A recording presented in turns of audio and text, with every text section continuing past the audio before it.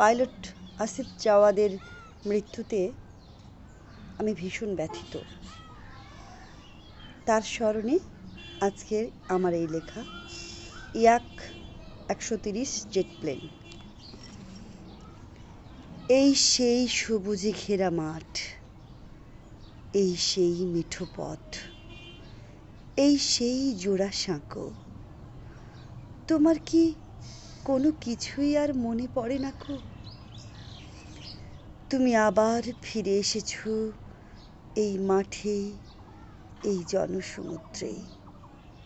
ফিরে এসেছো নিথর দৃষ্টি নিয়ে, আর আমিও মিশে যাচ্ছি এই জনসমুদ্রে। শক্তিহীন বাহু নিয়ে হাঁটছি, ক্লান্ত শরীর নিয়ে আমি যেন ভেসে যাচ্ছি, আর অথই সমুদ্রে ডুবে যাচ্ছি। তুমি ছিলে, তুমি আছো, তুমি নেই।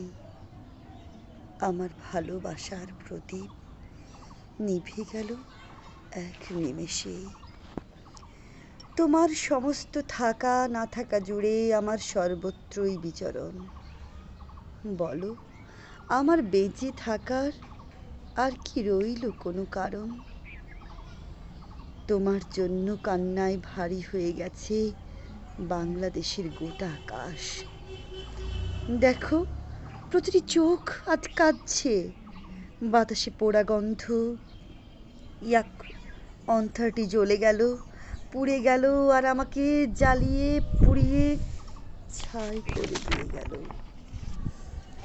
সেদিনও প্রতিটি সকালের মতো আমার কপালে তুমি এঁকে দিয়েছিলে চুম্বনের শিলমোহর।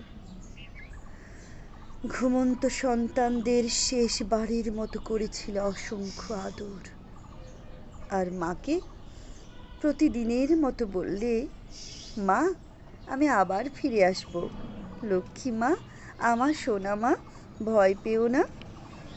কিন্তু না, তুমি আর ফিরলে না। তোমাকে হারিয়ে মা তো এখন পাগল প্রায়। বাবা শোকার্ত, আমি রিক্ত, সন্তানেরা শোকে আজ বাকরুদ্ধ। তুমি তো পাখির মতো জেট প্লেনে উড়ে যাও রোজ, সন্ধে হতেই নিড়ে এসে নাও সকলের খোঁজ। আজ তবে কেন আসলে না আর ফিরে?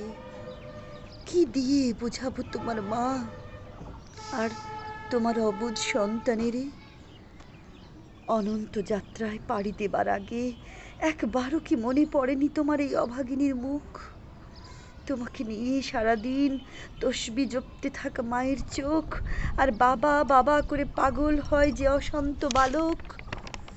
নাকি শুধু দেশের মানুষের নিরাপত্তার কথা ভেবে হলে তুমি বীর, হলে তুমি শহীদ, দেশকে রক্ষার মরণ নেশায় রাখলে তোমার অমন দেশপ্রেমের জেদ। চারিদিকে এখন তোমার জয় জয়কার, পড়ে আছে আমার হৃদয়ে শুধুই হাহাকার।